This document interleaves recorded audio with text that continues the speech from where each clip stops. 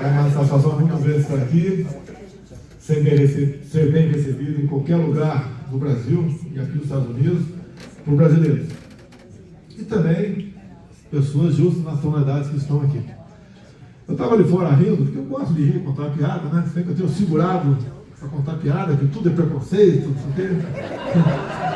E eu estava rindo ali porque eu tive 3 testemunhas. Depois de 15 anos de casado, eu tive uma vitória em casa. Aí minha esposa ligou para mim, dando uma bronca: você passou meu telefone para fulano de tal? Eu não passei. Tenho certeza, sou maluco. Você passou, não sei o que.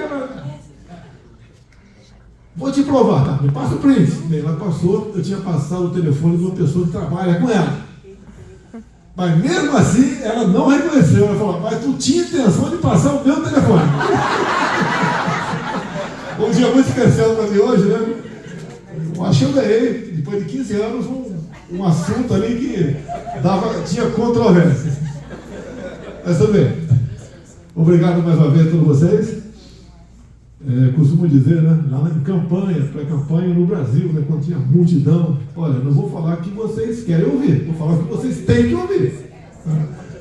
Aqui, logicamente, não está em campanha, pré-campanha, estamos conversando com brasileiros, muitos de vocês saudosos, né, muitos querem voltar ao nosso querido Brasil, e muitos têm falado para mim: ó, tu fosse continuasse na presidência, a gente tinha plano de voltar, vamos dar mais um tempo aqui.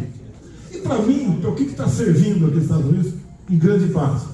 Conhecer como é que é o dia a dia de vocês, como é que é a questão de segurança, a questão de emprego, CLT, é isso mesmo? Como é que é essa rotina, essa vida aqui? Fui aqui convidado, né, fui cortar cabelo no caso do brasileiro lá.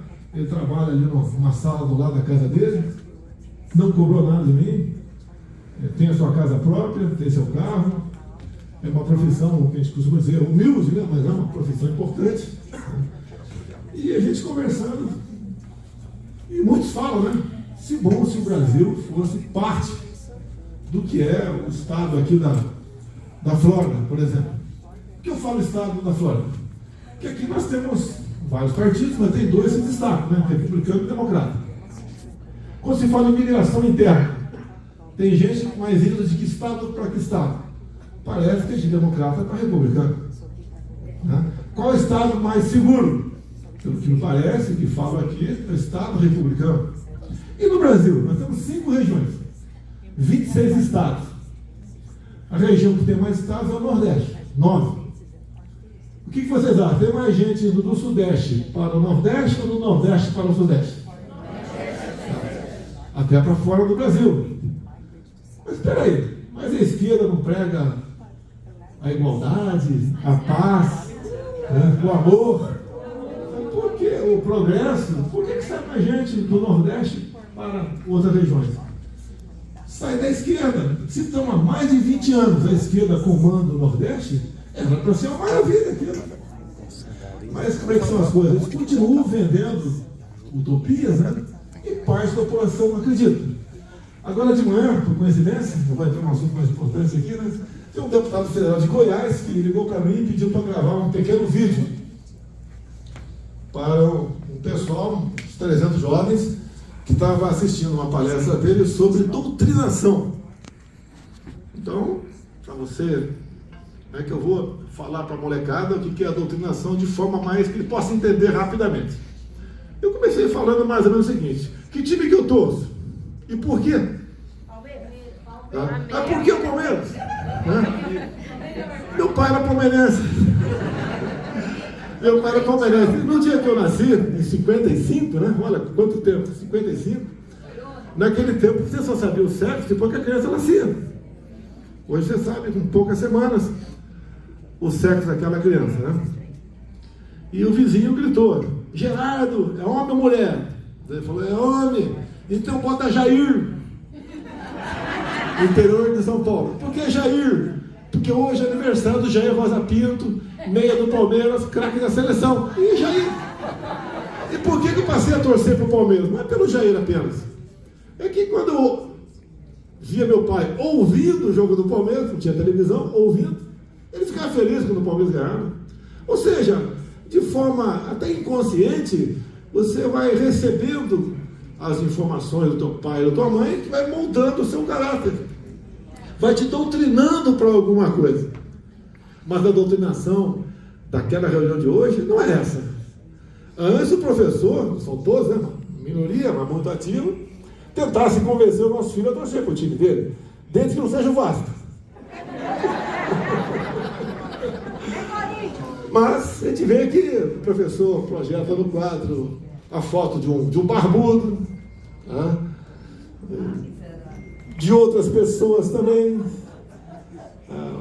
que não tem nada a ver com liberdade, com democracia, com família, com livre mercado. Então essa doutrinação não pode existir em sala de aula. Porque muitas vezes a gente vê uma pessoa defendendo determinado candidato, né, que não tem nada a ver com a vida daquele candidato. Eu vi um tempo atrás uma deputada até bastante simpática, né, que lá do Rio Grande do Sul, e de repente resolveu casar, direito dela, engravidou, eu não sei porque ele engravidou e foi ela, não entendi. Né? Porque se fala tanto em ideologia de gênero, igualdade, trans, não sei o que lá, que eu tá. Onde ela veio comprar um enxoval para o filho? Aqui. Tinha aqui na Venezuela, em Cuba, Coreia do Norte. Né? Então essa doutrinação não interessa, não é para a família, não interessa para o nosso país, que nós vivemos em grupo. Nós somos seres sociais e vivemos em grupo. Né? E essa doutrinação ajuda apenas a fazer um ajuntamento de gente simpático àquelas causas que estão condenadas a viver na pobreza. Por quê? Porque o oxigênio do socialista, do comunismo, é o pobre. Se acabar com o pobre, ele deixa de existir. E o que acontece em vários países, vem acontecendo na América do Sul. Venezuela, começou a Argentina, Chile, Colômbia, Brasil agora. É um caminho que pode não ter retorno depois de um certo tempo. Eu lembro aqui das últimas frases minhas no Brasil perante a mídia. Eu parei, vou dar um recado, né? Eu falei para o lado, vão sentir saudade da gente. Hoje a Bolsa, quando eu assumi, a Bolsa estava abaixo dos 100 mil pontos. Logo depois, rompeu os 100 mil pontos e ficou uma média 120 mil. Hoje, ela baixou dos 100 mil pontos. Você pode ver, por que isso aí? O presidente, né, que está lá, foi colocado naquela cadeira, e ele falou há poucos dias, vamos esquecer os livros de economia. Um cara que nunca leu Tio Patinhas, vai dar piruada em livro de economia. Eu com o Paulo Guedes é o posto de Ipiranga. Atualmente nós temos um velho poste de madeira da antiga Light na economia. Chamava o Paulo Guedes de um canto, PG, é isso. Cada mais ou menos 50 vezes eu ganhava uma. Ou ele deixava eu ganhar uma. E conduzimos a economia do Brasil. Apesar da pandemia, da guerra aqui fora, na Rússia, falta d'água em 21, outras catástrofes, como Brumadinho, que foi uma catástrofe humana, mas também prejudicou o nosso PIB em quase 1%, nós vencemos tudo isso aí. Sempre com a palavra liberdade acima de tudo. Da minha parte, nunca exigi nada do povo, a não ser cumprir a Constituição, que muitos desrespeitam. Quando se fala liberdade de expressão, está claro lá no artigo 220 da nossa Constituição que ela é sagrada. Você tem o direito de falar. E se alguém se sentir ofendido, vai lá, calúnia, difamação, tá? E tem o seu devido processo legal. Nunca a pena da prisão. Bem, o nosso Brasil, não estou torcendo para o Brasil afundar. Mas o que acontece? Se, com todo respeito a todo mundo, sem exceção aqui, se vocês aí, alguém falar, senta aqui no cockpit desse carro, vai correr a Fórmula Indy. Eu acho que não tem nenhum piloto aqui. Tenho certeza que 2, 3 curvas vai capotar o carro. Quando você bota uma pessoa que lá atrás demonstrou, provou ser um péssimo gestor, pior ainda, uma pessoa que deixou o governo mergulhar na corrupção como algo nunca visto na história do mundo. O cara que, junto com a sua indicada, entrega o Brasil só com a Petrobras devendo 170 bilhões de dólares. Não deu certo lá atrás. Vai dar certo agora? É a mesma coisa, acontece. Quem tem uma empresa, se um funcionário começa a fazer besteira, desviar recursos, e passa a não trabalhar mais naquela empresa, daqui a 10 anos, por que você vai querer recontratar de novo essa pessoa para trabalhar na tua empresa? Igual um casal. Com um dos dois, descobre um erro grave no outro. Se separa. Não tem cabimento, dali a 10 anos, aquela pessoa pedir para voltar, está curado agora. Tem certas coisas que a gente não pode experimentar duas vezes. E nós temos a preocupação. Para onde está indo a nossa liberdade? O que eu sempre defendi no Brasil, e não apenas com discurso, é a liberdade de comércio, direito de ir e vir, respeito às leis, joga dentro das 4 linhas, respeito à propriedade privada. Se for fazer uma palestra para americanos aqui, falar em MST, ele não vai entender como é que existe isso. Como é que o cara invade uma fazenda, uma chácara, depreda tudo, mata animais, expulsa o dono de lá e fala, agora é meu. Ninguém não entende isso aqui. No Brasil, o que eu fiz para combater o MST? Não foi na pancada. Tinha 2 medidas. Uma foi titulação. Os caras têm a posse da terra, por que não dar um título para ele, dizendo que aquela terra é dele de verdade? O que ele fizer lá, ficará para os seus filhos. E vai passar a se preocupar e não ser invadido, e não mais invadir o que é dos outros. Um caminho foi esse. Outro é aquele que todo mundo entende. Apesar dos meus 68 anos de idade, eu acho que se for brigar com uma senhora aqui na frente, eu acho que vou ganhar, eu acho. Apesar da idade. O que nos torna iguais? Uma arma na cintura. Não é? Quantas vezes eu falei no Brasil, né? Tem lá a lei do feminicídio, votei favorável.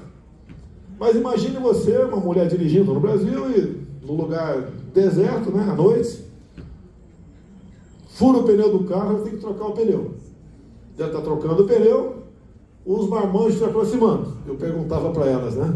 Vocês preferem sacar a arma do feminicídio? Olha aqui, ó, a lei tal, ou sacar uma pistola? Pistola. Isso passou a ser crime, eu falava isso, está estimulando a violência. Não, eu estou desestimulando a violência contra a mulher. Falam tanto em defender as mulheres, mas defender como?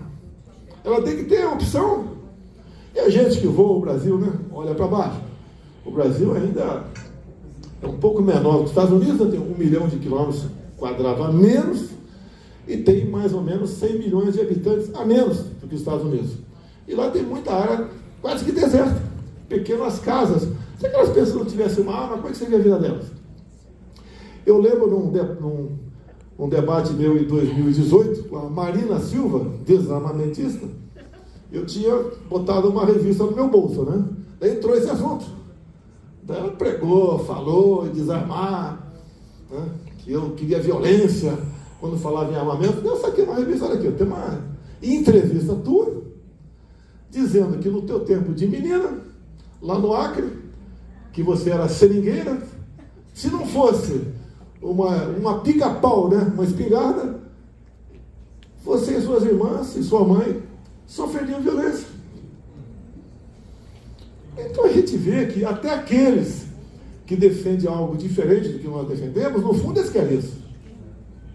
No fundo eles querem curtir com a sua família, né? Se for tiver recurso, mas visitar a Disney aqui. Eu não fui ainda, não quero fazer concorrência lá com o Mickey, né?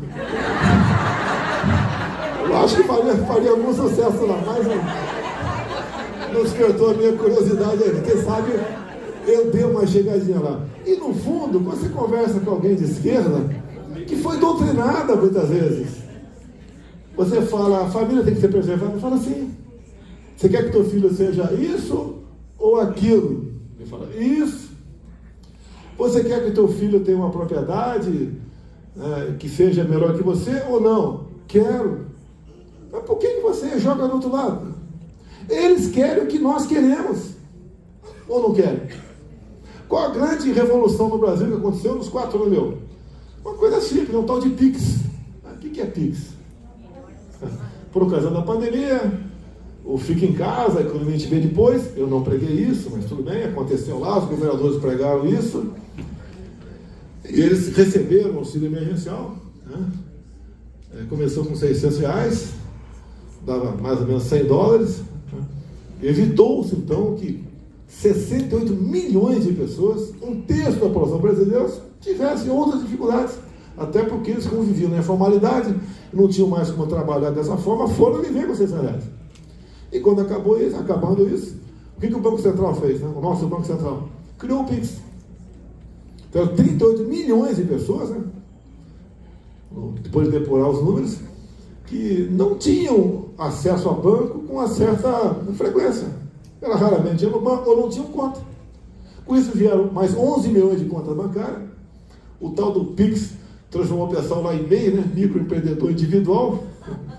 É uma maneira de fugir da burocracia. E esse pessoal foi se inserindo no mercado de trabalho. Com isso diminuiu a violência. O cara não ia mais sacar dinheiro no caixa eletrônico, saltava, ele pegava num comércio local, pagava o Pix lá e pegava o dinheiro. E começou essas pessoas interagirem. Nós aprovamos a lei da liberdade econômica. É uma coisa que para vocês, né, fica até quem está aqui no Brasil, né? Quantas vezes no Brasil, parente nosso foi para tirar um alvará para vender cachorro queijo na praça, abrir uma pequena pizzaria, um salãozinho de beleza. E aquilo a prefeitura transformava-se numa novela. A nossa lei, se em 30 dias a prefeitura não autorizar ou negar, autorizado está. Apesar da pandemia, que o certo, né, o que devia acontecer naquela época, se nenhuma medida fosse tomada, era o desemprego em massa. Então, inserimos a pessoa no mercado de trabalho, nos transformamos ao longo desses 4 anos, dada a liberdade que eu dei para ministro, que eu escolhi. Não foi tal grupo lá, bota esse cara aí que vamos te apoiar lá na frente. Graças a essa liberdade, os ministros tinham iniciativa e confiavam quem estava do teu lado. Nos transformamos no segundo país mais digitalizado do mundo. Graças ao trabalho do Tarcísio, por exemplo, apesar de recursos pequenos, né? O Ministério da Infraestrutura, conhecida como Ministério do Transporte até há pouco tempo, fez obras no Brasil todo prioritárias, ou concluiu obras prioritárias. Graças ao Marcos Pontes, um astronauta, quem diria, né? Tem um ministro, um astronauta. Quem era o Marcos Pontes? Era um cara formado pela Academia da Força Aérea, formado pelo ITA, esteve aqui na NASA, é o o único astronauta, pelo que eu sei, abaixo da linha do Equador. Marcão, vamos nessa? Vamos. Fez coisas fantásticas no Brasil. O ministro, alguém lembra quem foi o ministro da Ciência e Tecnologia que antecedeu o Marcos Pontes? Alguém sabe o nome? Não. Eu não vou falar aqui porque vou falar o milagre, não o santo, né? Era um ministro que não sabia, olha, ciência e tecnologia, que não sabia a diferença de gravidade para gravidez. Não tem como dar certo. Não, risco zero de não dar errado. Vai dar errado. Até havia um entrelaçamento entre o poder executivo e legislativo. Nós mudamos isso. A Tereza Cristina na agricultura, o Jorge Seife, secretário da Pesca, que agora é senador, realmente revolucionando a pesca no Brasil, né? A Damares na questão de direitos humanos, o outro garoto lá, o policial federal Xavier, na questão da FUNAI. Na transição, olha só, pessoal, eu peço que levante a mão quem opera com Bitcoin sabe realmente o que é Bitcoin. Pouquíssima gente, tá? Pouca gente. 3 ou 4. Nós pegamos um contrato da FUNAI com uma empresa, um contrato de 50 milhões de reais em 2018 para ensinar o indígena a mexer com Bitcoin. Tá lá. Vamos lá para o turismo. Até um ditado diz de grão, galinha enche o papo, né? Turismo. Pegamos um contrato em andamento, né? E o que dizia esse contrato de arrendamento? Que uma empresa, não vou falar o nome dela aqui, né? Conhecida por todos nós, uma fundação, e a fundação recebeu um input: olha, eu quero que vocês levantem se tal cidade da França comporta ou não, né, uma casa voltada para o turismo. A Embratur ia pagar isso aí. Então, para levantar se aquela cidade merecia algo da Embratur para divulgar o turismo do Brasil ou não, o valor desse contrato, 5 milhões de reais. Tá? E a resposta é meia lauda: ó, não serve por isso, isso, isso. Contratos com empresas de mídia, de pessoas famosas lá no Brasil. Também 30, 40, 50 milhões de reais. Nós tínhamos hangares alugados para a FUNAI, cujo aluguel valia mais que aeronaves em pane que estão sendo guardadas ali. Nós tínhamos entrepostos de pesca pelo Brasil que tinha sem segurança contratado e não funcionava. Então nós fomos eliminando muita coisa, enxugando, para poder sobrar dinheiro para outras coisas.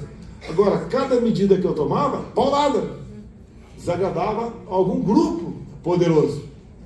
Como as estatais, que davam pequeno lucro ou prejuízo, ano após ano, conosco passou a dar lucros enormes.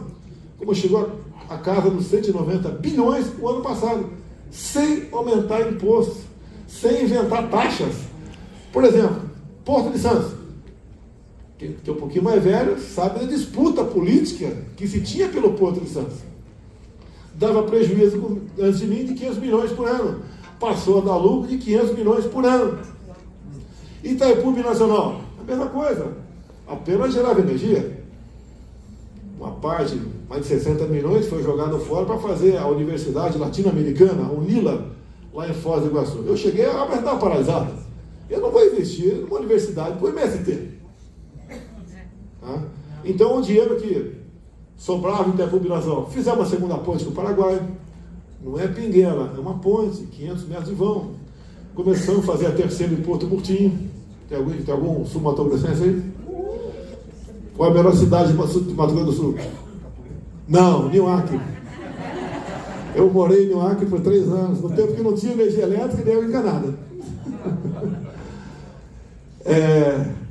Então fizemos muita coisa. Tá certo?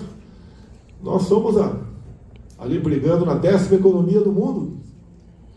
E nós temos que investir em ciência, tecnologia e outras coisas. Nós ressuscitamos o modal ferroviário do Brasil com iniciativa privada. Nós botamos no papel, tudo acertado, contratos iniciados, para nós transformarmos o Nordeste numa potência. Através do quê? Geração de energia na costa. Por que é melhor gerar energia lá na costa do Nordeste do que aqui, nos Estados Unidos ou outro país? Lá não tem vendaval, não tem furacão, não tem maremoto, tem PT, né? É uma desgraça.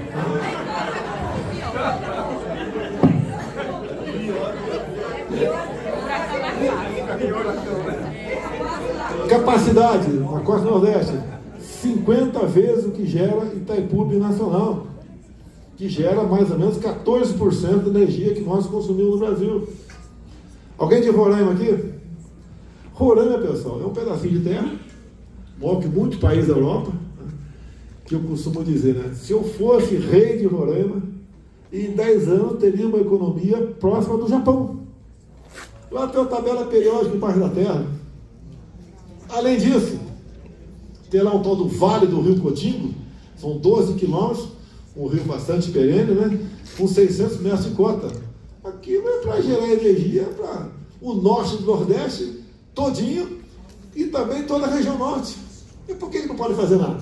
Reserva indígena.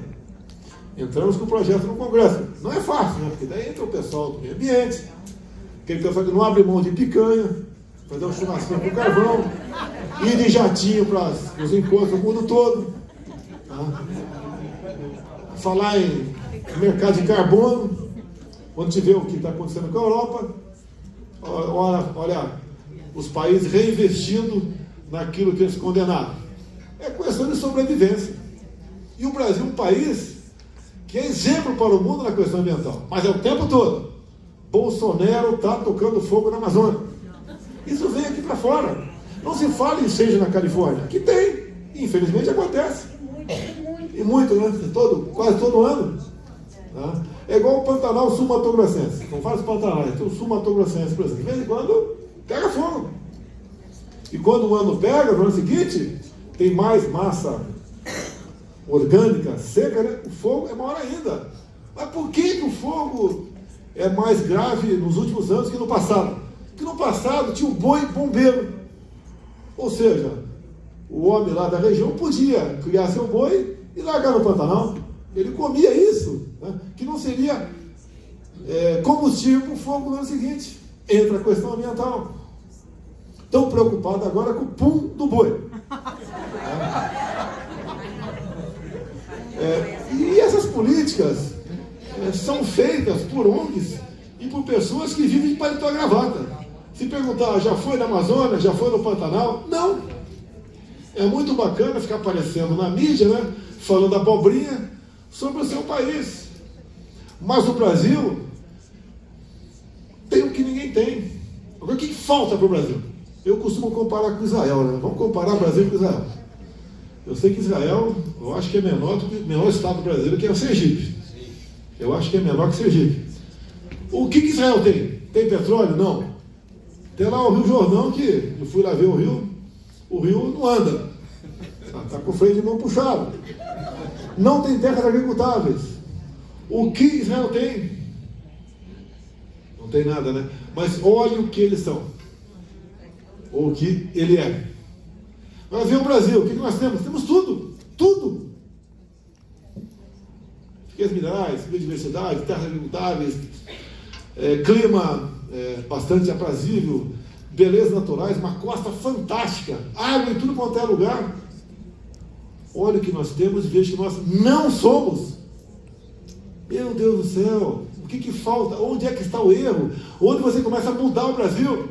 Foi o que eu fiz no final de 2014. Ele vai olhar para mim e vai, quem você é, cara? Para estar com essas minhocas na cabeça? Quem é você para disputar uma presidência da República? Eu nunca fui presidente de comissão, nunca fui líder de partido. E o pessoal, né, na campanha, nunca foi nada disso. Se fosse, naquele clima, estaria preso.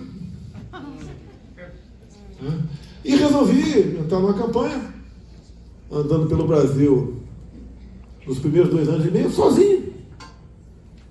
Eu chegava em alguns locais e acertava algumas pessoas, que numa palestra, bater um papo, tinha gente, um efetivo igual a esse, foi aumentando.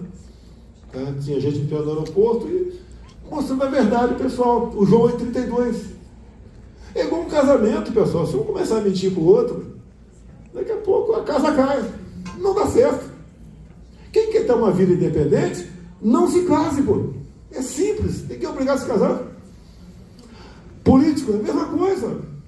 Ele faz um discurso maravilhoso. O Ulisses Guimarães dizia uma coisa quando reclamava do parlamento: espere o próximo. Pode ter certeza que o atual parlamento que vem agora é melhor que o anterior. Eu lembro dos anos 90, né? Eu cheguei no Congresso em 91 e um parlamentar estava no corredor da morte, ele ia ser caçado. Ele era do Acre, ele ia muito bem. E ele aprontou muito, né? Muito além da média, abusou. E foi uma discussão muito longa, porque realmente existe o corporativismo. Apesar do colega pisar na bola, existe o corporativismo. Existe. E ele ia ser caçado. Daí ele pediu a palavra pela última vez. O pessoal já sem paciência. Tá, é a última vez, hein? Pode falar. Ele puxou a ficha do suplente e leu a ficha do suplente. Era muito pior do que ele. Ele acabou sendo absolvido.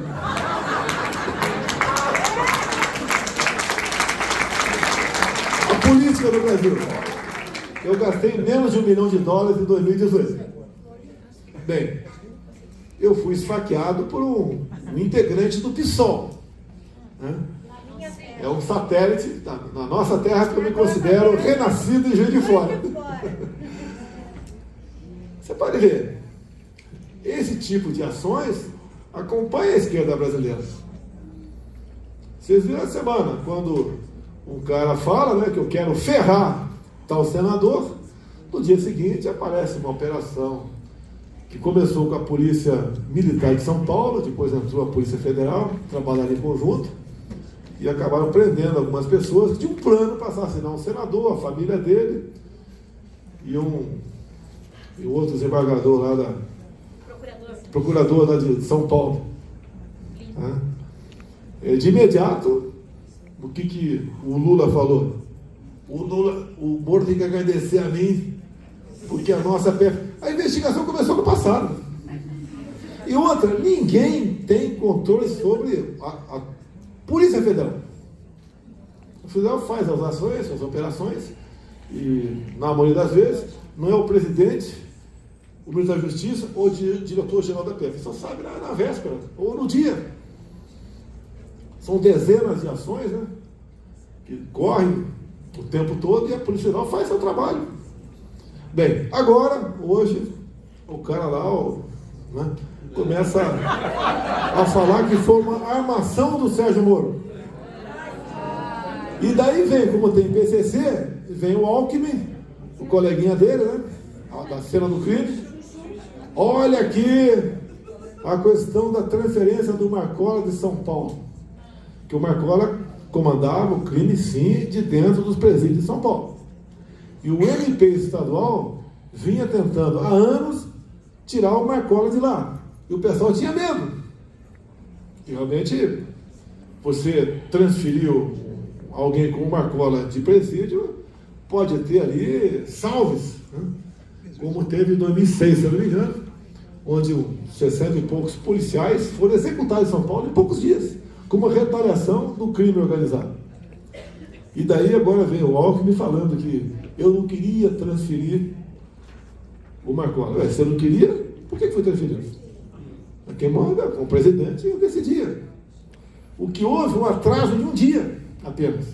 Eu estava hospitalizado em São Paulo, recuperando de mais uma cirurgia, e daí o Moro me liga e fala sobre a transferência do Marcola. Eu falei, positivo. Vamos executar amanhã. Eu falei, amanhã não. Vem para São Paulo para a gente conversar aqui. Foi para São Paulo, chamei lá, convidei o governador da época, né? Aquele cara educado lá. Veio o secretário de Segurança, que é um general de exército, e conversamos ali. Olha, nós temos que decidir porque pode haver retaliações. Eu não quero que um só policial seja morto aqui em São Paulo por causa dessa transferência. Eles têm que saber do que está acontecendo e não ser surpreendido por alguém, como no passado, indo executado em casa. E assim foi feito. Atrasamos um dia, transferimos o Marcola e mais o pessoal do PCC, né, para Brasília. E algum tempo depois, no meu governo mesmo, quando foi levantada a possibilidade do resgate do Marcola, mandamos para Rondônia. E agora, o cara traz o Marcola para São Paulo, para Brasília. Depois, aquele atleta lá do Ministério da Justiça, ir conversar com a líder da comunidade da Maré. E daí ele falou, não, fui conversar com as lideranças da comunidade. Tem um carioca aqui, algum fluminense aqui? Tem, deve ter. Pô, quem é esses caras? Né? Quem indica os líderes comunitários, se não tiver o aval do crime organizado, não disputa, pô. O sistema eleitoral é bastante rígido lá. Não disputa, certo? E aconteceu. Quem teve no Complexo do Alemão durante a campanha e botou um boné do CPX? Não fui eu. Foi conversar com o povo? Ele disse que foi conversar com o povo. Ele lá falou sobre desarmamento? Vamos entregar seus fuzis? Paz e amor? Assim está o Brasil. Quem teve a semana passada, quem esteve lá em Caracas, na Venezuela, conversando com o Maduro secretamente, mas vazou. O próprio Maduro botou no Twitter dele. Teve lá o Celso Amorim conversando com o Maduro. Quem sabe onde anda Zé Dirceu? Parece que está hospitalizado. Teve um AVC. Por que o Lula está correndo com o projeto Mais Médicos? De novo, outra vez? Eu não acabei com o programa Mais Médico deles. Quando eu fui eleito, os cubanos fizeram fila nos aeroportos e fugiram do Brasil. Que eu ia pegar os caras. Vem cá, doutor. Bezetacil, em forma de colírio, endovenosa, intramuscular, ou é oral?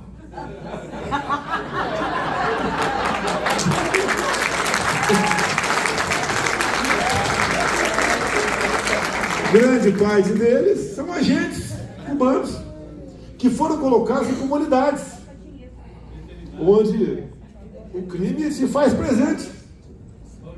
Vocês sabiam que o cubano no Brasil, lá atrás, né? Ele morava aqui, tivesse uma festa no vizinho, um casamento, ele não podia ir. Então a família sofria retaliações lá. Nós tentamos, emendamos a MP da Dilma, né, medida provisória, dizendo que tinha que receber no Banco do Brasil Caixa Econômica. Não, é a OPA se paga. Fica lá 3 quartos do salário, ia para o barbudo lá em Cuba. Tá certo? E agora, por que reativar essa questão? Venezuela, cubanos, PCC, Comando Vermelho. E o que está acontecendo no Rio Grande do Norte? Por que Rio Grande do Norte? Está sendo serviço de laboratório. Assim como serviço de laboratório, a polícia fica em casa, a economia vem depois. Não houve prédio público, pelo que eu tenho conhecimento, atacado no Rio Grande do Norte. E um presidiário, um cara que foi detido nessa operação, ele ofendeu a atual governadora lá, não vou falar qual foi o palavrão aqui, mas ele pode ser condenado a pena muito maior pelo que ele falou da governadora do que pela ação que ele executou, levando o terror no Estado. O Brasil está um pouco de perna para o ar. Não dá. Quando eu assumi o Brasil, né, é a mesma coisa se aqui tivesse tudo sujo. Daí o cara te dá um copo d'água e um lenço, limpa aí. O Brasil estava numa situação bastante complicada, uma crise moral, ética, econômica. Mudamos o Brasil, apesar de problemas que nos causou muito sofrimento, o caso da Covid. Aí eu fiz o que tinha que fazer na questão da Covid. Primeiro, liberdade para o povo. Mas não vou entrar nesse assunto aqui, senão cai minha live aí. Aqui. Cadê você, Otávio? Não, vai cair a live não, vou tocar nesse assunto não. Agora, nós mostramos para o Brasil que dá para mudar. Para mim seria muito mais fácil continuar fazendo o que outros fizeram. Porque fazer o certo é mais difícil.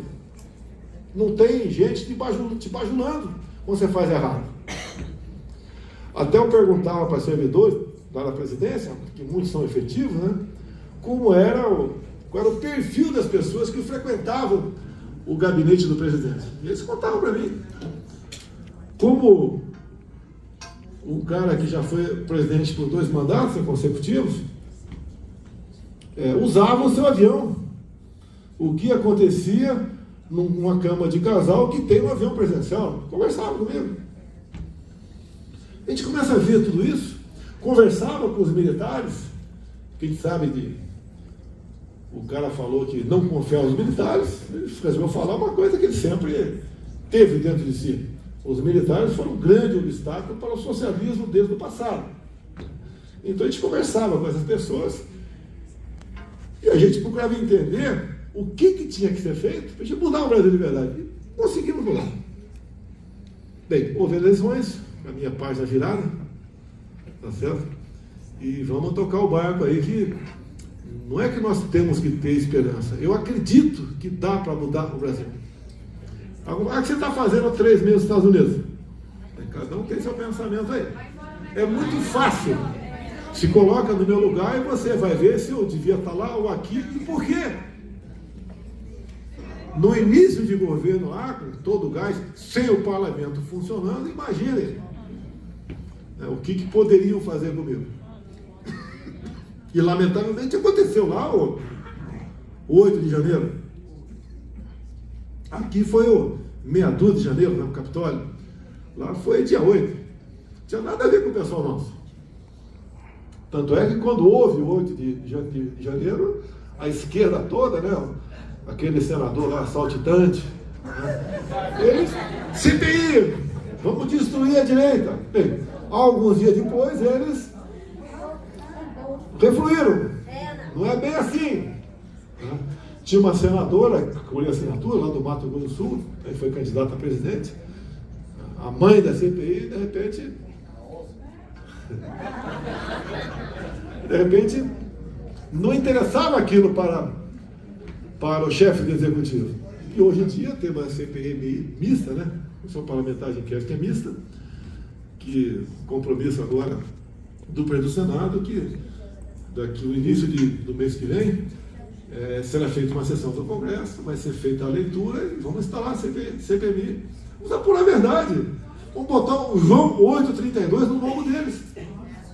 E vamos buscar mudar o Brasil. Porque nós temos meios de mudar o Brasil. Vai ser por mim? Não sei.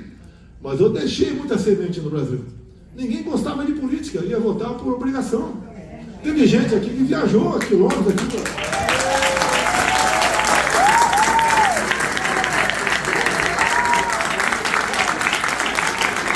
Teve gente que foi de avião no Brasil para votar. Tá? E o que pesou contra mim? Ah, ele não gosta de mulher. Pô, então, eu gosto de homem, pô.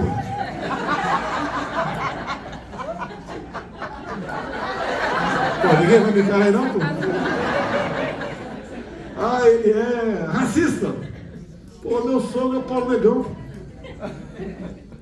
Ele é, ajuda aí. Não gosta de nordestino. O meu sogro é de Crateús, Ceará. Eu gosto da filha dele. Ah, ele fala palavrão. De vez em quando eu falo. Mas não palavrão como esse. Há poucos dias o cara vai ter que ferrar, não sei o quê. Não é isso aí. Quando eu não gosto, quando tem um problema com o Max, o que eu faço para me vingar dele? Torço contra o Vasco da Gama. Se bem que você torceu muito não, né, mano? Todo mundo lá é brasileiro. Até aquela pessoa humilde que votou no outro lado, que agora estão sendo orientados a plantar o quê? Abóbora. Eu lembro do tempo de garoto, né? Nos anos 60. Meu pai morou numa fazenda, a fazenda Quirongose, lá no Vale do Ribeira. E quando alguém na região falava em criar porco, a primeira coisa era plantar abóbora, que é o alimento mais barato do povo. E o cara agora promete picanha e quer entregar abóbora. Ou seja, é uma pena realmente que muitas pessoas têm a memória um pouco fraca. Acaba sendo enganado várias vezes. Mas aos poucos a gente vai mudando esse quadro. Tem muita gente que é muito melhor do que eu, mas a oportunidade apareceu para mim, mais que a oportunidade. Você tem que, obviamente, agradecer a Deus, né, quem acredita, e correr atrás. Só orar não basta. Tem que correr atrás. Dá para mudar. Quantas vezes eu discursava sozinho no parlamento? O pessoal fala, esse cara é maluco? Não! Eu discursava sozinho porque um pouco mais de 5 milhões de pessoas, naquela noite, ouviam a voz do Brasil. Deputado Jair Bolsonaro defendeu tal assunto. Defendeu a questão da Amazônia. Né?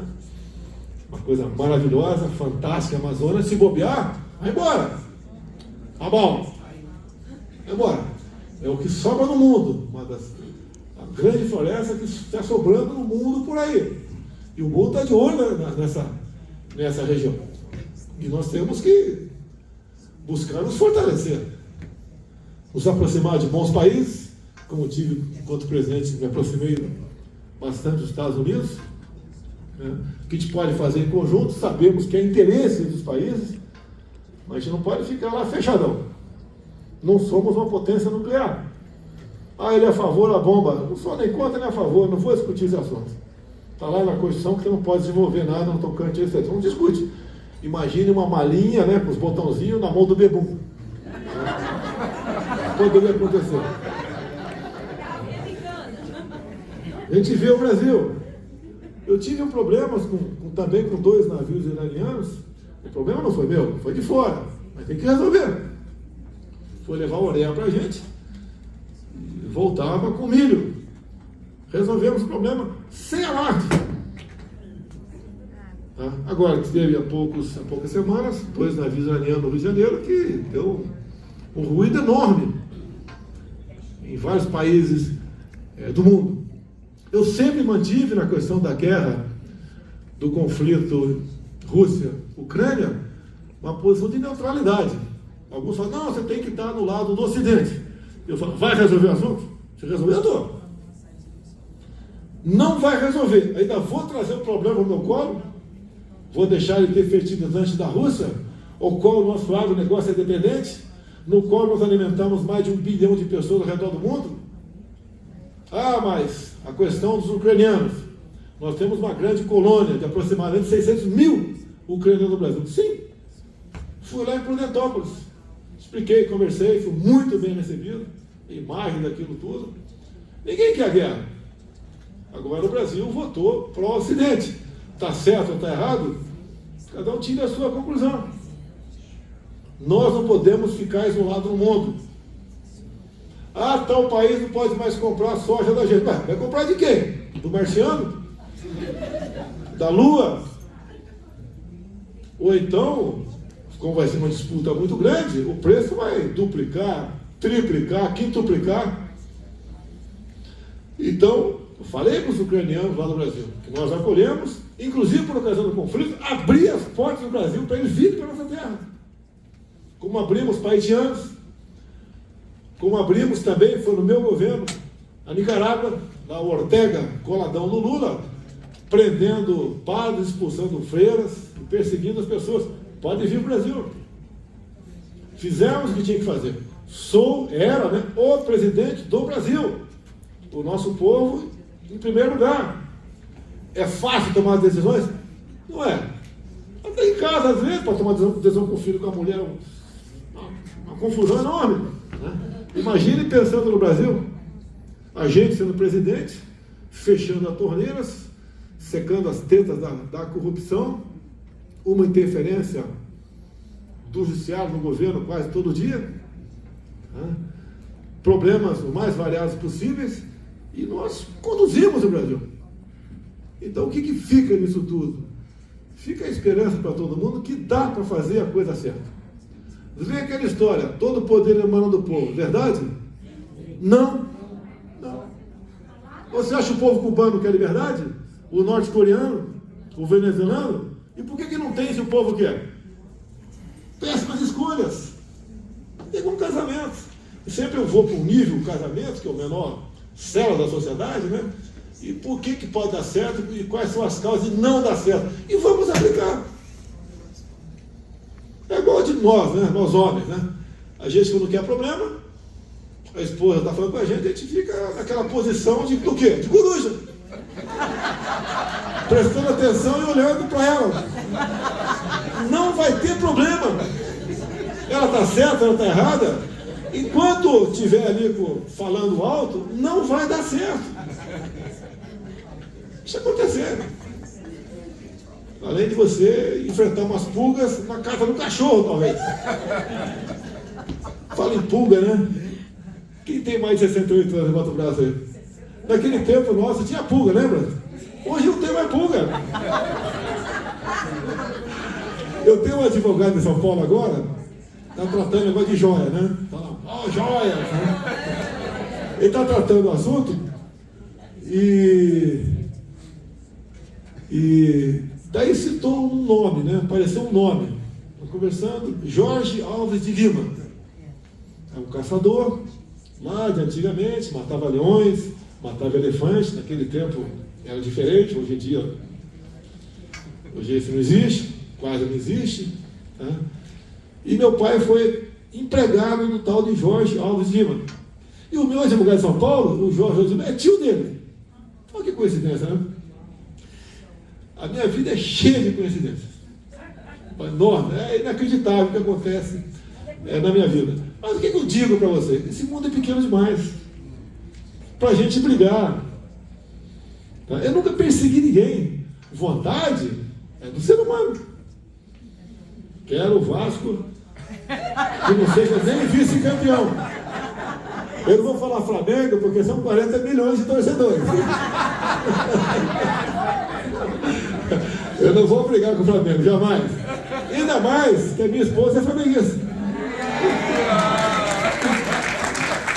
Então, quem não gosta da torcida do Flamengo, eu não concordo com isso. Né? Eu gosto da torcida do Flamengo. Então, pessoal, a gente tem como mudar o Brasil. Em 26, o presidente do TSE será quem? O ministro Cássio, do Supremo. Quem vai ser o vice-presidente? Ministro André Mendonça. Quem são esses dois? Eu que indiquei. Vão ser favoráveis a mim? Não. Mas vão ser completamente transparentes. Não vamos ter problemas. Não vamos ter suspeição. Tá? Vai estar tudo aberto com toda a certeza do TSE. Então, dá para mudar? Dá para mudar as coisas. O tempo passa. A gente fica pelo caminho, pelo tempo, que é natural. Hoje, o que me entristece é que eu tenho menos tempo de vida do que já vivido. Quando que eu podia pensar, nós aqui mais velhinhos, né, que teríamos essa idade? Nem imaginava. Eu, quando tinha 14 anos, queria ter 18 logo. Se bem que eu dirigi o Fusca do meu pai e o Jeep dele sem saber. Quem não fez isso, né, hoje é diferente. O trânsito era muito pequeno naquela época, dava para dar uma fugidinha. Cidade pequenininha lá, Eldorado Paulista, interior de São Paulo, 4 mil habitantes. Mas que eu digo a vocês, essa vida aqui, um dia do ponto final que todo mundo aqui vai ter, não sou padre nem pastor, mas todo mundo aqui, inclusive eu, vou ter um ponto final um dia. Qual o currículo quando chegar lá em cima, te apresentar? Esse pequeno espaço de tempo de 50, 60, 80, 90 anos, é o nosso currículo. Fala em perdoar. Perdoar, você pode perdoar. Não tem como esquecer. E a melhor coisa que tem que fazer, principalmente na política, né? A gente se colocar do outro lado do balcão e trabalhar da melhor maneira possível. Por Deus que está no céu. Tá? Quantas vezes eu perguntei para mim mesmo, né? O que eu fiz para merecer essa cadeira presidencial? É só problema. É problema. Não é problema, não. Tá? E depois eu comecei a ver. Obrigado, meu Deus, pela oportunidade. Deixamos ali muitas sementes plantadas. Quem era o Tarcísio? O governo de São Paulo era um cara formado pela Academia das Agulhas Negras, depois prestou concurso para o INE, depois prestou concurso para a Câmara, foi trabalhar lá no DENIT daquela mulher, que acabou de dar uma declaração, né? Como eu conheci o PT, jamais votaria no PT. Mas o Tarcísio foi um cara que se apresentou em São Paulo, nascido no Rio, torcedor do Flamengo, eleito também pela torcida do Corinthians, Flamengo, Santos, São Paulo, Portuguesa, Água Santa, Ituano. Desculpa aqui os corintianos e São Paulinos, né? Entregaram o título para o Palmeiras. Tudo bem, tem que dar sorte também na vida, né? Quem é o Jorge Seife? Secretário da Pesca. O homem estava conduzindo lá, transformou o lago de Itaipu numa piscicultura nunca vista no mundo. Inclusive com propostas que antecipavam as negociações. Vamos zerar o imposto federal de ração de peixe. Nós não podemos ser um país, não é verdade, né, de 120 milhões de pessoas passando fome. Quando uma mulher como aquela fala fora do Brasil, quem vai querer visitar o Brasil? Com 120 milhões de pessoas passando fome. Atenta contra a sua pátria. Isso não é verdade. Tem gente passando fome? Tem, mas não nesse número todo. Tá? Então, o nosso Brasil tem jeito, tem como você se aproximar do que é aqui a Flórida, por exemplo. Agora, a gente tem que sair da zona de conforto. Ao inimigo meu, né, eu desejo, né, que ele seja um dia chefe de um executivo, para ele ver o que é a dor de cabeça. Os caras criticam, né? matou 2 emas por obesidade em janeiro. Pô, não sou mais presidente, cara. Eu matei 2 emas por obesidade. A primeira-dama roubou as moedinhas do lago lá na frente. R$2.200 de moedinha. Foi doado para o Instituto de Caridade lá. O presidente comprou 4 milhões de leite condensado para ele. Escândalo. Eu vou saber que os ministérios estão comprando? Eu vou. Mas não estava escrito superfaturado. Depois a gente vai ver.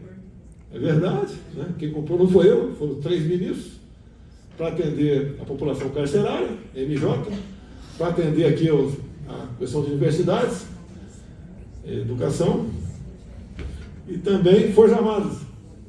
Estava menos de uma lata por cabeça por ano. Encheram, desceram a gordura em mim. Joia! A joia da Michele, que não tivemos na Arábia Saudita. Ficou no aeroporto. A minha está comigo. O que disse a liminar no TCU? O ministro Augusto Nardes? Que eu posso ter a guarda comigo e não posso usá-la. Eu sabia que podia ter a guarda e não podia vendê-la. Está na lei. Ele acrescentou isso sem problema nenhum. Agora, vamos devolver. Está prontinho para ser devolvido. E a confusão, para quem devolver? Agora acertaram 2 armas com a Polícia Federal, uma inclusive com o meu nome, uma pistola com o meu nome nela, para dar dor no coração, né? E usar até morrer aquela arma. Né? E a questão das joias, que estão comigo, sim. Foi designada agora uma agência da Caixa para entregar. Agora a Caixa vai fazer o que com essa joia? Vai guardar ad eterno. Que faça um leilão, questão de caridade, o que devolva para a Arábia Saudita, seja o que for. Mas é um negócio hipócrita. Não é nada que veio do bolso do contribuinte brasileiro, mas faz uma onda enorme. Não vou me comparar com outros presidentes. Um erro, um possível erro, não pode se explicar com outro erro, né? Mas não tem problema. Se um dia eu errar, paciência. Agora, ainda não se esqueceram de mim. Lá, o executivo. O cara dorme meu nome, pô, fica sonhando comigo. O cara é recém-casado, né? Mas dorme pensando em mim. Ou espera que naqueles raros momentos dele, não pense em mim também.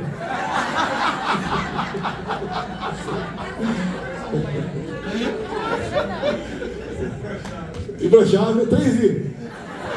Posso falar, eu sou imorrível, imbrochável, o outro qualquer? Uma qualidade rara nos homens hoje em dia. Como é bom contar uma piada. Quando estava chegando no cercadinho uma vez, né, tinha um gauchão lá, não conhecia. Dava em média 130, 140 pessoas por dia entre a saída e a volta do cercadinho. Mas por que o cercadinho? Eu falava do lado da imprensa. Da imprensa pegava e topava tudo. Lá para dentro, só nós conversando. Eu estava chegando, um gauchão gritou, né? Mas bate! Eu nunca acordei tão cedo para ver um homem. Eu tô todo arrepiado. Tô apaixonado. Ó, sou 3 I. Não vou pegar mais não, deixa no chão.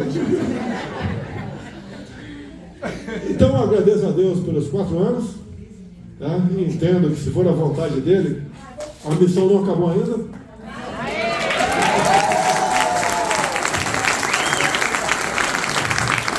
Mas nós todos queremos, todos, sem exceção. É um país com liberdade, com prosperidade, tá? É um país que realmente use o que Deus nos deu para o bem do nosso povo, tá? Queremos um país onde todo mundo possa ter acesso ao emprego, que não é fácil com a atual legislação brasileira, diferentemente daqui. Né? A gente quer isso. Qual é o papel do político? Na verdade, é produzir felicidade. A gente conseguir fazer isso aí, em parte avançamos bastante no tocante a isso. A taxa de emprego de desemprego estava menor do que quando eu assumi. Toda a informalidade tinha voltado a trabalhar. Até tem muita gente na informalidade, ganha 3, 4, 5, 10, 20 mil por mês. Ele não quer a carteira assinada. Tá? E uma coisa importante, né? Fevereiro agora, que passou, batemos um novo recorde de arrecadação. E isso é reflexo do nosso governo ainda. Qual foi a política? Qual foi o milagre? Redução de impostos. Tá? Até quando se fala em curva de Laffer, uma das poucas vezes que o Paulo Guedes conhecia melhor do que eu, lógico, mas que eu falei com ele, fala, parece que você ganhou uma. Né? Ele começou a reduzir impostos, e bastante, em especial do ano passado. Reduzimos em 1/3 o IPI de 4 mil produtos, linha branca, automotivo, né? Zeramos o imposto de importação de jet ski, de veleiro, de placas fotovoltaicas, e o Brasil foi arrecadando mais. Emprego acontecendo, apesar da dificuldade de você ser patrão lá. Também, ser empregado também é difícil. Os dois lados sofrem com a legislação. E foi melhorando. Agora, eu não quero o mal do meu país.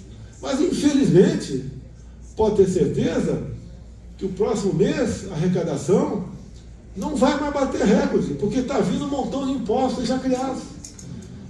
Quando pintou a crise lá da Covid, né, que houve aumento de combustíveis, depois nós conseguimos botar o litro da gasolina abaixo dos R$5, está batendo quase 7 no Rio de Janeiro agora, quase 7, é uma diferença.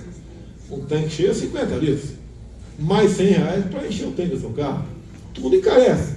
Se bem que a Globo, né, teve capacidade de dizer que o aumento da inflação e do combustível não vai afetar os mais pobres. O carro do ovo não bota gasolina no tanque. Tá? Mas deu certo o Brasil. Porque diz a tal da curva de Laffer, você começa, quando você arrecada zero, quando você imposto é zero, não arrecada nada. Quando está no teto, também não arrecada nada. Que o pessoal vai para onde? Vai para a sonegação. Tem que ter um equilíbrio. Buscamos o equilíbrio. Quando nós reduzimos em 1/3 o IPI, eu deixei de arrecadar 20 bilhões por ano. Então, Paulo Guedes que decidiu. Que diferença, hein? Posto de Ipiranga para o poste da Light. Quem é de antigamente aqui lembra do poste de madeira da Light. Tá? Que diferença. Tá? Que diferença? O presidente fala aqui, abandonemos o livro de economia. Né? Falei para você, nunca deu um tio Patinhas, manda abandonar os livros de economia, achando que dá para resolver na canetada. Se der, você teria resolvido. E confesso a vocês, quando mais jovem, eu era estatizante. Fui mudando, entendendo as coisas. E passei a ser quase totalmente liberal, né? Nessas questões, que tem dado certo. É igual a Israel. Quanto mais liberdade, mais o povo produz. Mais feliz ele é. Menos o Estado está aí para importuná-lo. Quando você fala no campo, né, que o agronegócio nosso é uma referência para o mundo, qual é o problema do campo? Primeiro era que tinha, né, MST. Vamos titular terras.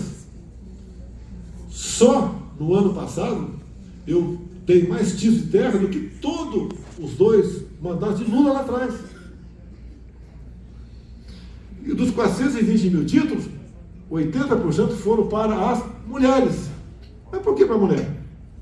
Porque a mulher não vai querer mandar o marido embora. Né? É verdade. E é duro falar a verdade, o pessoal leva para a maldade. É uma realidade. Ou quer fazer um negócio. Tá? Então o maridão agora ficou mais escravo ainda da mulher. Mais ainda. Né? Ajudou bastante. O cara que tinha uma posse, né, passou a ter um título. Ele não vai mais invadir, ele está preocupado em não ser invadido.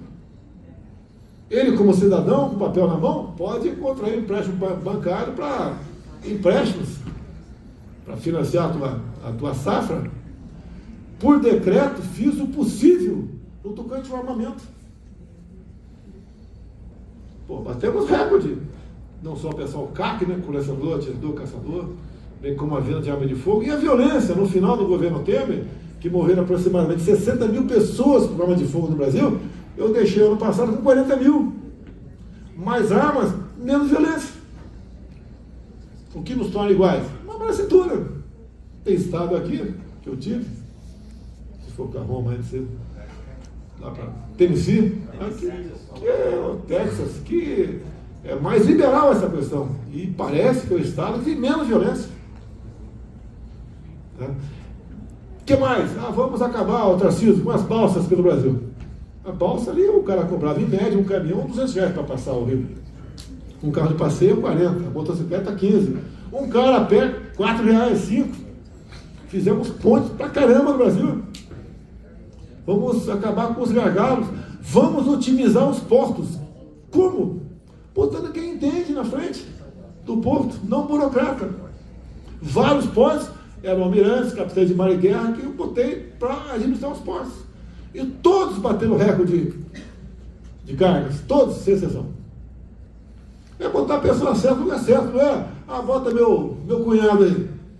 Cunhado, para mim, só serve uma coisa: buscar cerveja na geladeira.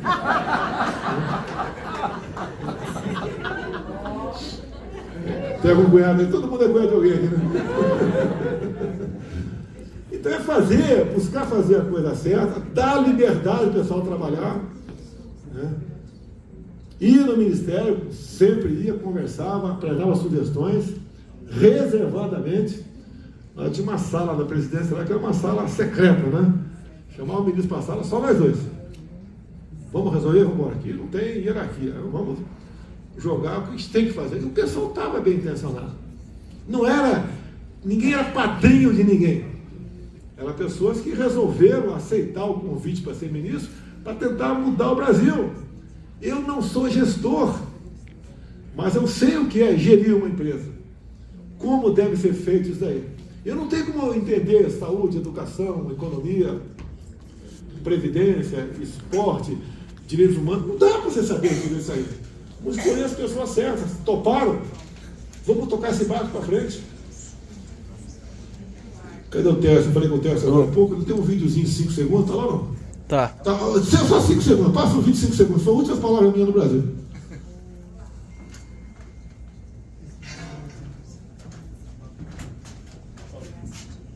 Cinco segundos todo mundo assiste. É padrão Enéas Carneiro. Meu nome é Enéas.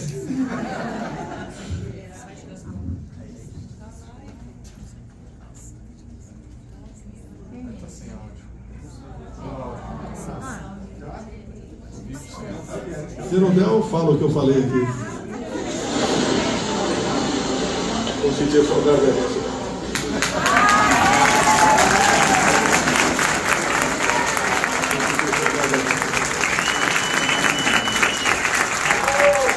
Isso eu acho que foi em dezembro, se não me engano. Dezembro do ano passado. É igual você vai. Eu lembro que eu estava em Eldorado Paulista, né? E tinha um cinema na cidade, o cinema do Seu Lelé. E passava filme geralmente sábado e domingo. E chegava os rolos de filme lá. Geralmente era Gin das Selvas, Tarzan, um cowboy. E quem assistia o filme no sábado e tinha dinheiro, assistia domingo de novo. E tinha torcida. Será que amanhã o Tarzan vai pegar o jacaré antes da Jane ou não? O filme da política não muda, pessoal. Os caras repetem nomes que não deram certo. Não tem como dar certo, é impossível. É como eu disse aqui, botar um de nós para dirigir um carro de Fórmula 1. Não vai dar certo. Não vai ganhar corrida. Você pode até arriscar no nome desconhecido, né? Mas num conhecido, jamais fizeram essa aposta no Brasil. Não estou torcendo contra a minha pátria. Eu estou com saudade da gente. A bolsa não fez mais amada. A bolsa, olha, quando eu cheguei, estava abaixo de 100 mil pontos. Né? Rapidamente, ultrapassamos a marca dos 100 mil. Foi o governo todo, mesmo com a pandemia. Mesmo com a guerra aqui fora. Agora, não tem pandemia, quer dizer, a pandemia não tem mais. A guerra continua, com reflexos menores. Baixou dos 100 mil pontos. É que a bolsa é sensível, que ele falou. Ele falou paciência para a bolsa. A bolsa, eu entendo, que eu não entendo de economia, né?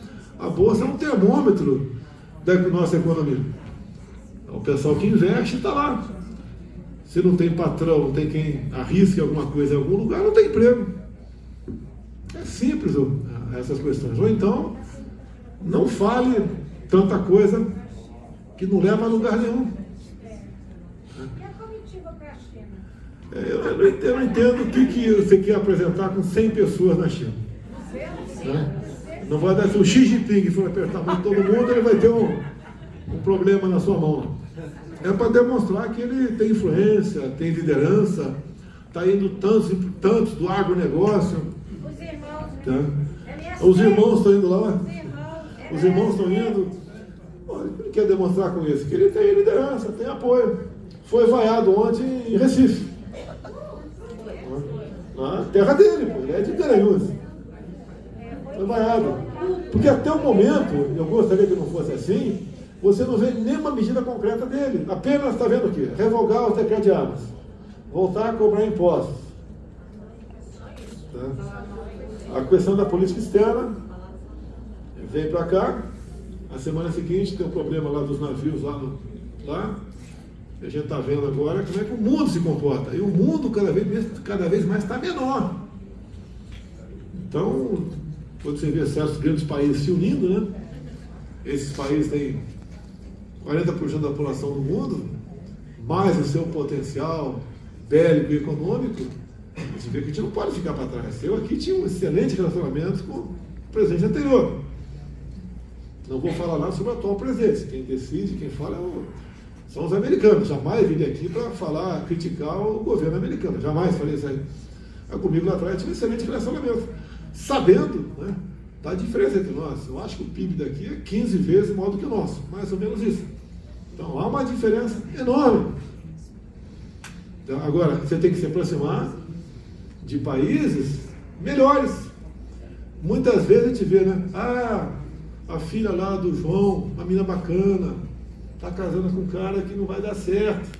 Daí a gente pergunta para o pai dela, qual é teu ciclo de amizade? Só podia se envolver com pessoas que não vai dar certo. É a mesma coisa nossa. Se você vive lá, vamos reabrir, como reabriu a embaixada na Venezuela. Vamos reativar com Cuba. O PCdoB tem uma ligação muito próxima, lá no Brasil, com a Coreia do Norte. O Fernandes, quando era candidato, visitou o Lula na cadeia. Por onde nós iremos? Você não deve se afastar assim, né? Mas também você deve demonstrar para o Daniel Ortega que isso não está de acordo com a política dele, no tratamento ao seu próprio povo. Aprender por 20 anos, padres, bispos, a expulsar freiras. Não dá certo. Isso não interessa para nós. Nós queremos paz e liberdade e devemos cobrar de outros países essa liberdade. Logicamente, de acordo com a sua estatura. Então a gente procura fazer a coisa certa, fez a coisa certa. Lógico que não podia acertar tudo, mas tem uma consciência tranquila que dei o melhor de mim para o meu país. E espero, se essa for a vontade de Deus, que a gente consiga influenciar na política brasileira para que o nosso povo tenha paz, tenha tranquilidade, prosperidade, acredite lá na nossa bandeira, ordem e progresso. Hoje, cada meia dúzia de fazendas lá do centro-oeste, cada meia dúzia, tem uma com a vara de bambu, a bandeira na ponta. A gente vê nas casas aqui a bandeira americana. Voltamos a enxergar isso no Brasil, voltamos a falar em família, legítimo direito à defesa, propriedade privada, coisa que não tinha quase nada no passado e agora voltou nessa política de igualdade. A igualdade por baixo. Quero ver a igualdade por cima. E você tem que valorizar aí o empenho de cada pessoa. Se para uma pessoa ganhar um benefício do governo, outra teve que trabalhar. Aquilo não caiu do céu. Então a gente tem esperança no nosso país. Estou com saudades do Brasil. Está previsto, né? Eu dia 29 à noite retornar, chegando na quinta de manhã lá em Brasília. Previsto.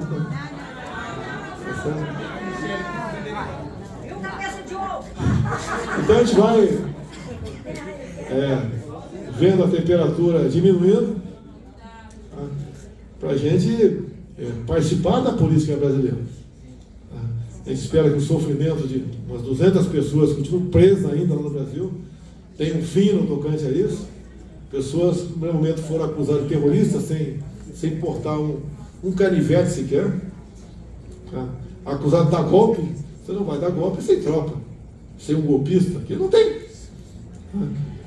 Isso, o que aconteceu lá, que nós temos em parte documentado e parte em vídeo, que o pessoal teve na frente, fez o quebra-quebra, quando o pessoal chegou já estava tudo pronto lá. E a intenção era destruir a jovem direita brasileira. Por isso jogaram pesado. Queriam CPI, mas não querem mais. Porque sabe onde vai chegar.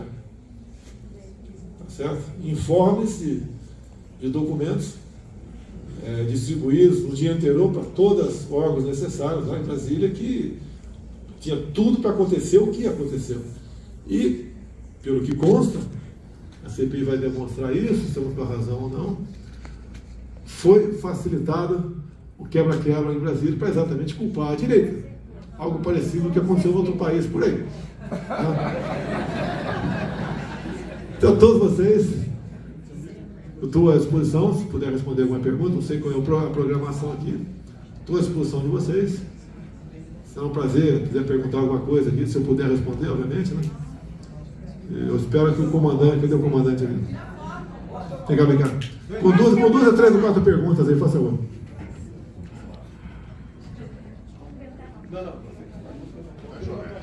Senhor de amarelo, por favor. Só para 2026, Bolsonaro vai. Com certeza, gente. Isso aí é ótimo. É o Marcelinho Carioca, tá entendendo? É só Amaral. Tudo bem, senhora. O presidente Cássio Nunes, como está a saúde dele hoje? Eu acho que está hospitalizado ainda, mas tá safo, tá bem. Tá bem? Câmara da Peste lá do Piauí, não é isso? Câmara da Peste está resistindo bem. Então, para 2026 ele estará lá.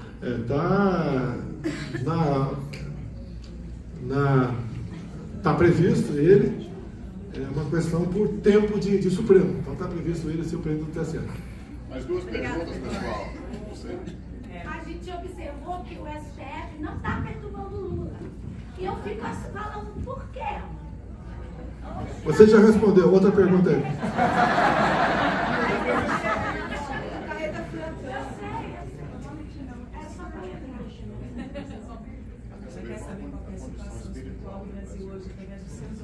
No Brasil, 90% são cristãos.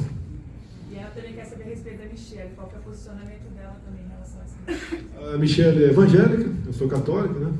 Não temos nenhum problema tocante a isso. Liberdade de religião. O senhor acha que o Brasil consegue viver esses 4 anos do grupo? Não. Olha só. O que segura o presidente na sua cadeira é a economia. Você pode ver, tem um tal de CAGED, né? É anunciado a quantidade de empregos criados e perdidos naquele mês. O CAGED de janeiro atrasou. Mais de um mês. Geralmente, no 15º dia do mês seguinte, eles anunciam. Atrasou 40 dias. Está faltando o CAGED de fevereiro, que já era para ter saído. Porque o que parece, eu espero que esteja equivocado, o governo está segurando. Porque o CAGED, você pode ver, a nossa média, a não ser na pandemia, que foi no 0 a 0, era em média, mais 200 mil por mês. Dezembro foi menos 430 mil. Já foi reflexo do que o cara estava falando que ia fazer na economia. O pessoal segurou. Se bem que dezembro é um mês que sempre é baixo, mas não tão baixo assim. Janeiro, criou-se metade do que foi criado em janeiro do ano passado. Fevereiro, espero que esteja errado, mas vai se aproximar de 0. E esses números, o termômetro, o cara do mercado, opa, o pessoal está perdendo emprego. Está tendo emprego, vou produzir, vou vender para quem? Igual as montadoras, 4 anunciaram a oferta coletiva, que é o prenúncio das demissões. Imagine, pessoal, perder o emprego. Tá? Como é complicado. A última ali atrás, por favor. Ó, moleque, vem cá, ó, do garoto vem cá perguntar aqui no microfone.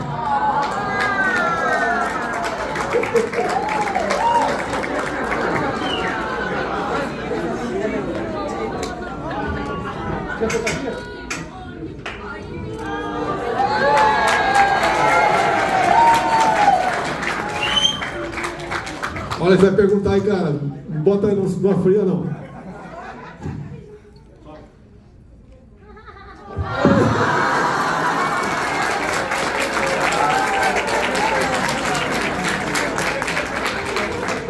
Isso não tem preço, tá, pessoal?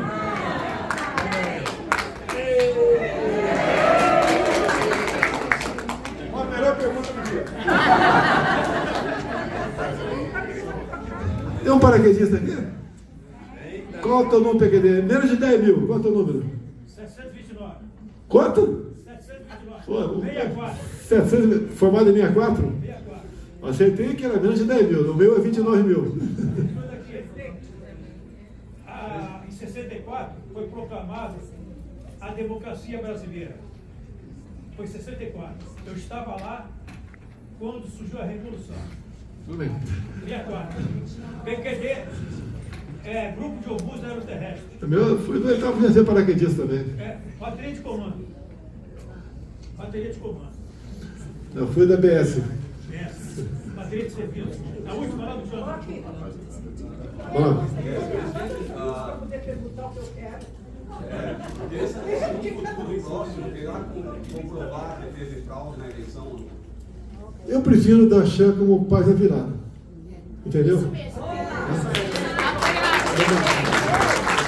Outra questão aqui. Depende, eu tô aposentado já, né? Vou ser contratado pelo partido agora, quando chegar no Brasil. Vou ser um preso de honra. Pretendo sim. Como tive no CEPAC aqui, que é algo semelhante em Portugal, que vai acontecer, pretendo participar. Porque o mundo todo está se conectando da necessidade de se unir, pessoal. Assim como a esquerda está unida para o mal, não está unida para o bem. Senhor presidente, uma pergunta.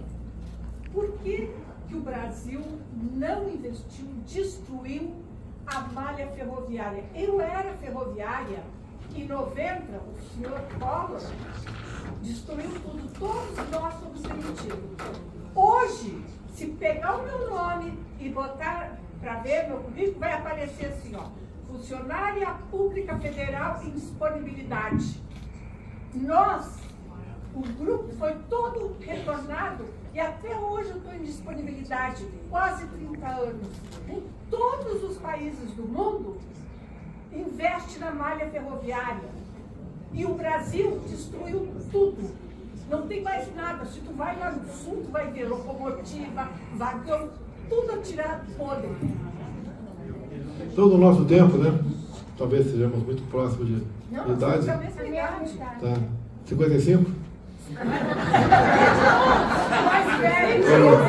A gente lembra que no nosso tempo, antes do choque de petróleo nos anos 70, era baratíssima a gasolina. Então investiu-se no transporte rodoviário. Eu fui funcionária de 20 anos na rede ferroviária. O E Tar- para nós era um orgulho. O Tarcísio era de engenharia de construção e foi para esse lado. Nós aí concluímos, né? É uma obra privada, mas foi concluída no governo, porque nós facilitamos. A Norte e Sul, 4.100 quilômetros. Você pega lá Maranhão, Tocantins, Goiás, Porto de Santos. Tem as costelas também. Não, tem a malha paulista, que Mas recebeu. o Rio Grande do Sul que eu estou falando. Não tem nada. Tá no Brasil todo, né?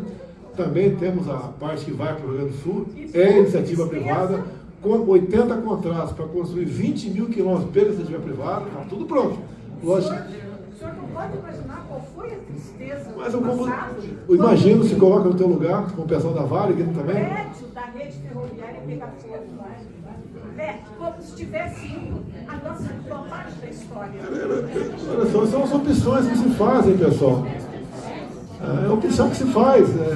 A gasolina baratíssima naquele tempo, se optou pelo rodoviário. Depois, quando veio as duas crises do petróleo, daí caiu-se na real. Presidente, posso te entregar o presente? Eles dois. Não sendo o cavalo de Troia. Aqui meu esposo faz, então eu quero te entregar, sabendo que você gosta Ó, se alguém quiser tirar foto, eu vou estar aqui. Obrigado. Ou melhor, vou estar ali. Motociata, não, olha só. Eu fiz muita motociata enquanto presidente, que tinha muita segurança. Hoje não teria a segurança que tinha no passado, então é complicado. Você está morando no Jardim Botânico lá agora? Eu estou vizinho seu. Agora pronto, vai ser. Eu não fui na minha casa ainda. Tá aqui. Pessoal, muito obrigado a todos vocês.